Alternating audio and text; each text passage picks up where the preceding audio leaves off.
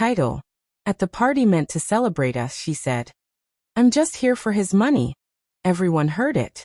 When you're engaged, you expect laughter, celebration, and maybe a few embarrassing stories from family and friends. What you don't expect is your future wife making a joke at your expense in front of everyone you love. That night still plays in my head like a scene burned into memory. We were at our engagement party, the room filled with clinking glasses, chatter, and smiles. Emily, my fiancée at the time, was glowing in her red dress, soaking in the attention as our families and friends raised their glasses to toast us. Then, when someone asked her what first attracted her to me, she giggled and said, "Obviously his bank account." The room erupted in laughter. People clapped, a few shouted, "Good one." I smiled stiffly, but inside something snapped. It wasn't just a joke, not to me. I'd spent years building myself from nothing, working long hours, sacrificing weekends, climbing my way up until I finally owned my own successful business. My wealth wasn't inherited, it was earned. For her to reduce everything I was, the man I am, to a paycheck? That stung deeper than she could have realized. Everyone else brushed it off, but I didn't. As the night went on, I couldn't shake the echo of her words. Maybe it was just a joke, but what if it wasn't? What if she really did see me more as a provider than a partner? A safe, comfortable choice instead of a man she truly loved? After the party, when it was just the two of us, I asked her about it. "You didn't really mean that, right?" I tried to laugh, to play it casual, but I needed to hear her deny it. She smiled and said, "Oh, come on, Mark, don't be so serious. Everyone knows I was joking. Don't ruin the mood." Then she kissed me quickly and changed the subject. But the seed had been planted.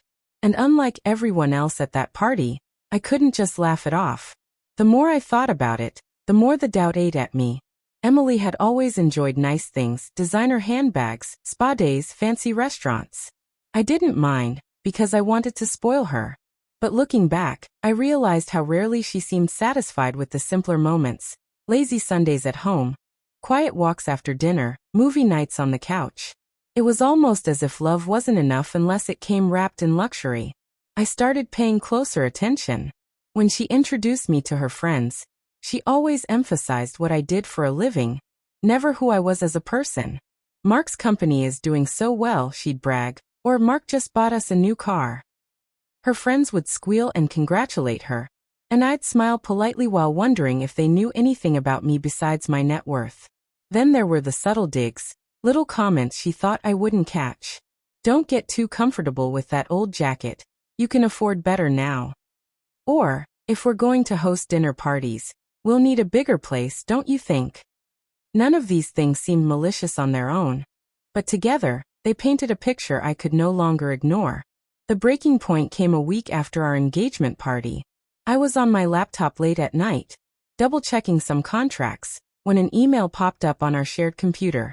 It was from Emily to her best friend. The subject line was, "Finally paid off." Against my better judgment, I clicked. Inside, she had written, "Can you believe it? I always said I'd marry rich, and now it's happening. Mark is stable, successful, and best of all, he doesn't question anything. Life is about to get so much easier." My chest went hollow. There it was in black and white, the truth hidden behind her so-called joke.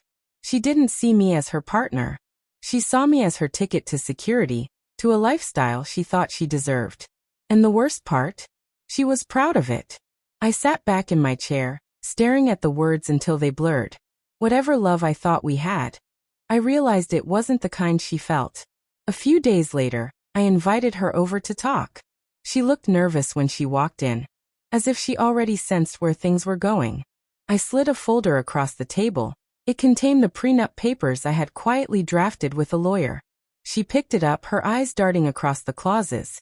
Complete financial separation, no claim to my assets if we divorced, everything split clean unless she proved otherwise. Her face drained of color. "You're joking," she whispered, her voice cracking. "No," I replied calmly, the same way she had once dismissed me with her jokes. I told her that I couldn't spend my life wondering if the woman beside me loved me, or the lifestyle I provided. She tried to backpedal, saying she never meant it, that the joke had gone too far. But the truth is, once she planted that seed of doubt, it grew roots. I could never be sure again. In the end, the engagement was called off. She left in tears, and though part of me hurt, another part felt free. Sometimes people reveal themselves in moments they think are funny, when their guard is down. And when they do, you have two choices: laugh it off and risk your future, or take them seriously. I chose the latter.